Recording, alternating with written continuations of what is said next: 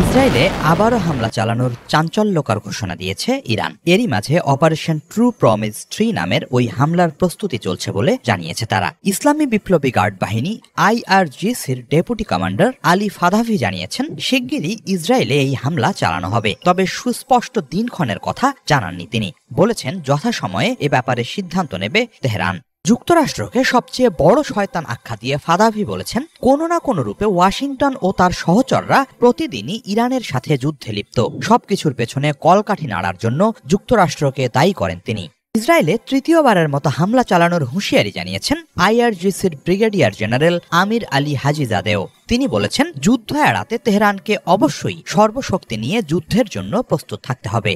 যুক্তরাষ্ট্রের হুমকি মূলত মনস্তাত্ত্বিক দাবি করে হাজিজাদে বলেন, এরপরও শত্রুরা ইরানের সাথে লাগতে এলে পার পাবে না। প্রতিদিনই ইরান সমরাস্ত্রের মজুদ ও সামরিক শক্তি বাড়াচ্ছে বলে সতর্কতা জানিয়েছেন তিনি। প্রয়োজনে দূরপাল্লার ক্ষেপণাস্ত্র দিয়ে যুক্তরাষ্ট্রের নিকটবর্তী মার্কিন স্থাপনাতেও হামলা চালানো হবে।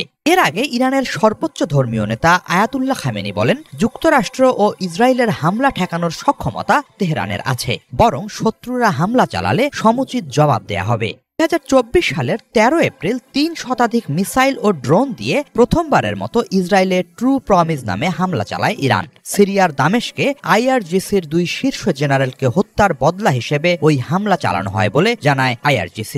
এরপর ওই বছরের 1 অক্টোবর অপারেশন ট্রু প্রমিস 2 নামে দ্বিতীয় হামলা চালানো হয়। সেবারে প্রায় 200 মিসাইল ইসরায়েলের বিভিন্ন সামরিক ঘাঁটিতে আঘাত হানে। হামাস নেতা ইসমাইল হানিয়া ও হিজবুল্লাহ নেতা হাসান নাসারাল্লাহকে হত্যার বদলা হিসেবে চালানো হয় সেবারের হামলা।